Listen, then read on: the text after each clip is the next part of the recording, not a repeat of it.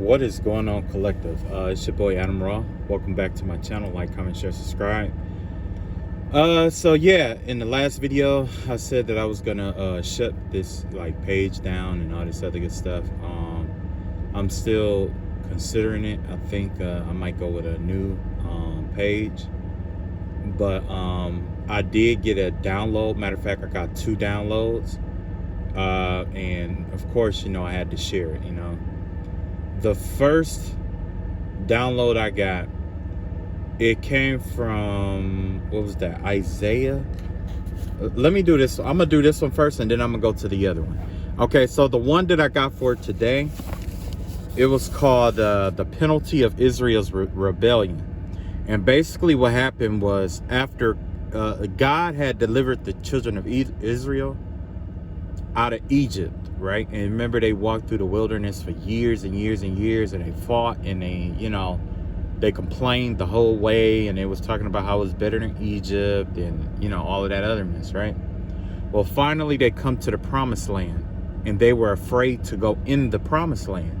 So what they told Joshua was to send spies into the city, into the land, and check out the land. All the spies went out and they surveyed the land, and it was like, yeah, it's fruitful land, but in order to clear it out, we got enemies here. And basically they were afraid. They were saying how big they were and how tall they were and how terrified they were. And so they rebelled against God because of what the enemy appeared to be.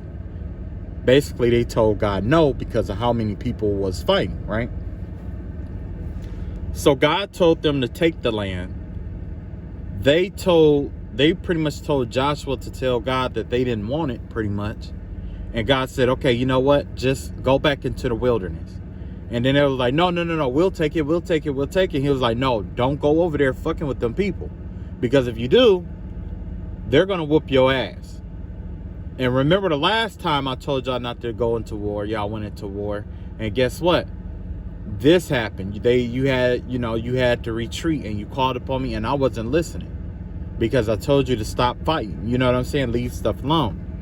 So this could be you, or this could be someone that that you're dealing with, especially if you're doing a spiritual warfare or whatever, or if it's still going on for you. There could be somebody out here who in a group of toxic people, right? In a toxic group, each and every one of the people, the vibe that I get here, okay, it says, and the Lord heard the sound of your words and was angry and took an oath, saying, surely not one of these men of this evil generation shall see the good land of which I swore to give to your fathers, except Caleb the son of Jephunneh.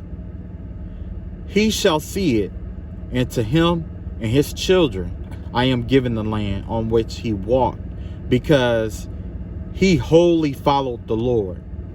The Lord was also angry with me for your sakes, saying, even you shall not go in there. So basically what happened here is that you could be still fighting your spiritual warfare or whatever, right? And from what I'm understanding, God gave a command to somebody in the group of people who were fighting against you. He gave them all an order. He gave everybody in this group, or whoever you're battling, he gave them an order to do something, right? Or this could even be you. He told you to do something, and you refused to do it because you were afraid of the consequences, right? As a result, God said, okay, you know what? Don't do it, because if you go to war or fight, whatever, I'm not going to be with you. You see what I'm saying? Except for Caleb, because Caleb did what I told him to do. So if in this group, God told each and every, if they're doing spiritual warfare, God told each and every one of those people something. Whether it was a voice in the back of their head, it was a sign, it was a repeating message, It was some kind of synchronicity. The kids could have said something. The dog could have said something. There was something that this group had got a warning or a message from God to do something, right? They chose not to do it. They said they didn't want to do it, right? Whatever it was, there was something that they refused to do, except one person in that group. The one person that was in that group is considered to be the Caleb, or this could be you. This could be you who followed what God told you to do. As a result of you or whoever this person was following what God told them to do, that person and their whole bloodline is considered blessed, and they will have like their children, the children's children. That bloodline from that person leading on is blessed, and it's going to have everything restored in their life, because Caleb was the only one of the spies that said, God said, this is our land, we need to take it, let's take it. The rest of the spies said no, because they were afraid and they saw the size of the enemies. Also, God said, you know what? The innocent children who didn't have anything to do with it are welcome into this land too. But as for you, go back into the wilderness. Even Joshua, he even told Joshua to leave and go back into the wilderness, because he's not going to be with them when they go to fight, because they disobeyed him. So before that, the other message was in Isaiah somewhere. Let me see. I think it was, let me see. Yeah, it was in like Isaiah.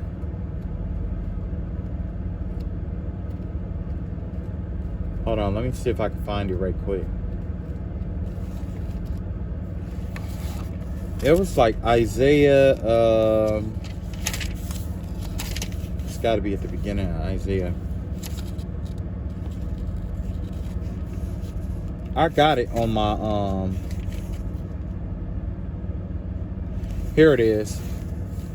The other message that I had, it was Isaiah 14th chapter, verse 12 through 14, I want to say, or 13, 12 and 13. Yeah, 12 and 13. So basically it says, how you are fallen from heaven, O Lucifer, son of the morning. How are you cut down to the ground, you who weakened the nations? For you have said in your heart, I will ascend into heaven. I will exalt my throne above the stars of God. I will sit on the mount of congregation on the furthest sides of the north. I will ascend above the heavens of the clouds. I will be like the Most High. And it goes on to talk about that, but the part that let me see here. Okay. It was Isaiah 14th chapter 16 and 17. It said, those who see you will gaze at you and consider you, saying, is this the man who made the earth tremble, who shook kingdoms, who made the world as a wilderness and destroyed its cities, who did not open the house of his prisoners? Basically, if you're going through spiritual warfare, there's more than one covenant or more than one group of people that's coming to see you. It's like almost like you're an attraction at this point, because what's been going on is like one group probably have been attacking you this entire time, right? Now, because of how it went down, that group probably had to ask for help, or they went to family, friends, or whatever, bragging about what they did and for help, right? So as a result, that led to another group finding out, and then all these other groups started finding out. Like you got the friend group, the family group, the church group, maybe the school group. There's a lot of different groups that are connected to this first group that have witnessed what was going on here. And now people know your name. You're infamous for being the one who was able to withstand the attacks by yourself and supersede your own expectations. And now there's some kind of fame or notoriety because of that. People are gonna, I don't know who they showed what they were doing to you. Like, I don't know who they showed that to, but I am gonna tell you that they must have showed it to somebody really like important, you know? And that person is now possibly like intrigued, but not just that. There's like rumors, I want to say like rumors floating around in which people are coming to come see you. They're contacting this group, or they're coming in contact with this group to try to see you. It's not about them, it's seeing you. Because remember, I told you that this was the era of Daniel. Remember? Wait, was it Daniel? Yeah, of Daniel. Daniel interpreted dreams.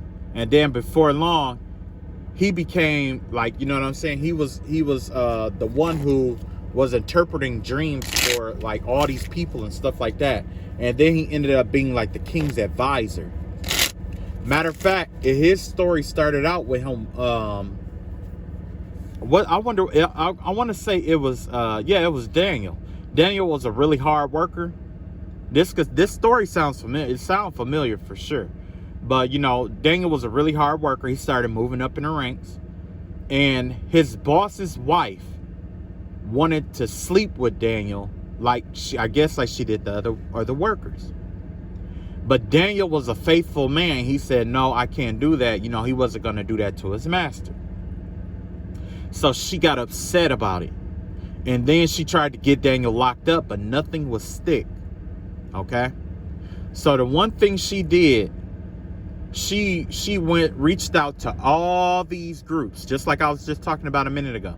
Reached out to all these groups of people. You have the Magices, the Sadducees, you had like political figures, you had police officers, you had judges, it was just all these people of prestige, right? This woman, who's the wife of a merchant or whatever she was, reached out to all these top dog people, right? And they've done everything they could to try to get rid of Daniel, to try to get Daniel locked up. But you know the one thing that they did that got Daniel locked up? They changed the rules about serving his God. They had to change a rule in order to make him guilty so that they could lock him up. And that's how they locked him up. When he was in there, he started interpreting dreams. A year or two in there, and then after that, he ended up running that prison. After he started running the prison, he ended up, you know, getting elevated even further. He just kept elevating until before long, he had, you know, the king, you know, although the king, you know, worshiped a different God to him, gave him land, gave him, you know, you know, a home, all that. Pretty much Daniel didn't have to worry about anything. And when in his old age, that's when the king's son came to him again for an interpretation. You know what I'm saying? So like I said, we are still in that era of Daniel, and that's what's going on here. There's a woman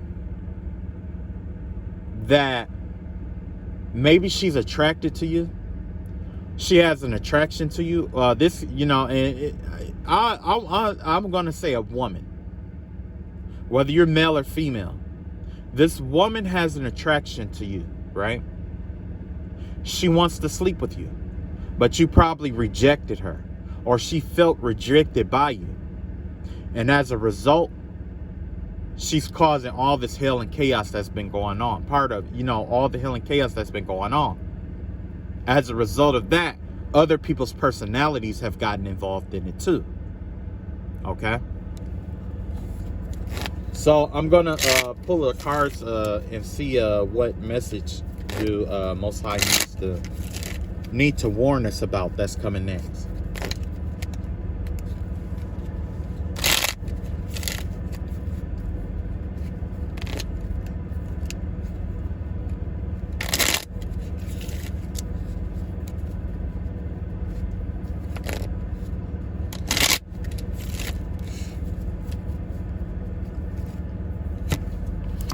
You got the death card in reverse.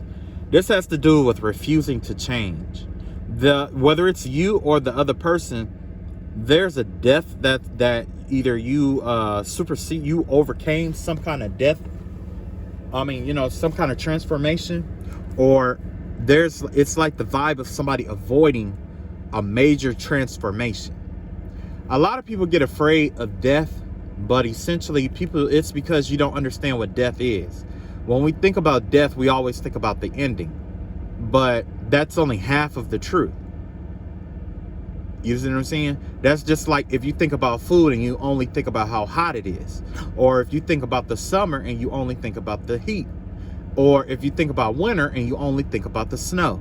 That's one aspect of those things. When it comes to death, there's one aspect of these things. Death is actually an opportunity, because essentially what happens is, in order for new opportunities to arise, that space for that opportunity to arise in your life has to be cleared out, and death is the answer to that. Death is a transition. It's a transformation. There's some kind of transition or transformation that is being avoided here. You got the Six of Cups here in reverse, and you got the Fool card out here. This has to do, like, there's some kind of transformation that has to do with, like,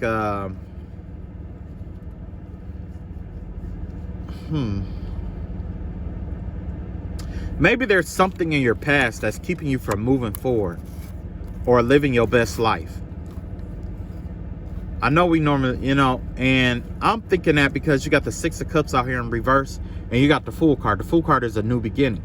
But with that Six of Cups in reverse here, I'm getting the vibe that maybe there's something in the past that's holding on to you, or something from the past is someone else is holding against you to try to keep you from getting this new beginning. But once you release the past or what happened, that's when you're going to be able to embrace this new beginning. And in order to embrace that new beginning, you have to accept the fact that death is nothing more, you know, than an ending. As Jet would say on Cowboy Bebop, you know, life is nothing but a system of beginnings and endings. You know what I'm saying? And that's all that death is. Death is a system of beginnings and endings. Where one aspect ends and something new begins. And that's, you know, because remember, I was telling you guys about how God's power works.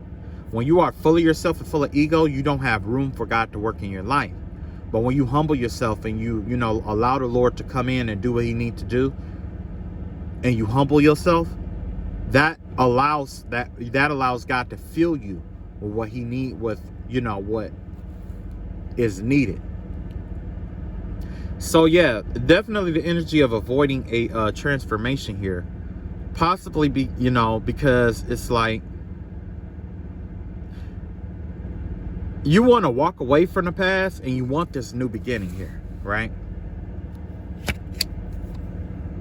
Three of Swords out here, but you probably got some kind of healing work that needs to be done before you can walk away. What I'm seeing here, this has to do with some kind of like trauma, like internal trauma, or imprint, energetic imprint that is like holding you back, whether you realize it or not. It's kind of like somebody who like drinks a lot. They don't see alcohol as being a hindrance. They may see alcohol as being, you know, just a recreation, and they underestimate it by believing they can stop at any time they want, you know. But they don't see the problem, but you do. That's the thing. Whatever this issue is, it's within you. It's a problem, and there's something about your heart that needs to be healed so that God can give you what he needs to give you. So for those of you who was instructed to do some kind of healing work, or to heal your energy, or to heal yourself, stuff like that, that's what's keeping you from getting what God has in store for you. You need, it's time for the time called for you to heal yourself, to release what don't serve you, to start over. You want this new beginning, but that injury is like devastating, or it's scary. You know what I'm saying? So with that being said, it's best if you take the time to heal yourself. And you know, the number one problem, like I say before, healing yourself is not always the problem. It's recognizing that you need to be healed, accepting the fact that you need to heal, and learning how to heal yourself. Because let's be real, if there was a medicine to cure heartache, we would have taken it by now, right? Because we want the healing. But if you don't know how to go about healing, that's the difficulty. And to make it even more complicated, the way I heal myself is going to be different than how you heal yourself. Neither one of us is wrong, because we're getting the same effect, right? So what I'm telling you is that your healing is a byproduct of trial and error. If you're afraid of being wrong, if you are incapable of accepting the fact that things are imperfect, or that trial and error is required, if you can't go by trial and error, you're not going to be a proficient healer. You're not going to be able to heal these wounds in your heart, or this emotional wound that you have. You'll never be able to heal it. You see what I'm saying? This has to do with you healing yourself. You've been wounded. And if you're not careful, you're going to head back into that heartbreak or that wound again. With the Ace of Cups here. See, with this Ace of Cups here, what's in the balance here is you closing off your heart. Somebody's heart is closed off right now. Having a closed off heart is what's keeping your new beginning from coming in. And it's keeping you trapped in a cycle. This comes from unforgiveness. This comes from hard-heartedness. This comes from wishing ill on people, evil eye, and things of that nature. The more you do evil eye, the more it closes up your heart chakra. The more it closes up your sacral chakra and all the, few of the other chakras based off of where it's coming from. If it's coming from a place of possession, it's the heart chakra and the root chakra. If it's coming from a place of wanting, not feeling adequate, or not feeling like a emotional, heart space in the sacral chakra. You know what I'm saying? And it just keeps piling up and building up on itself, right? So essentially what's going on here is that somebody wanted, like I say, somebody wanted a new beginning, but it's like they're trying to walk away from the past, or they're refusing to walk away from the past. And that's what's holding you back. God is telling you, like, all you have to do is let go of this past, heal your heart, open your heart up to love or whatever, open your heart up to what it is that you desire. And now that it's a new beginning, I'll give it to you.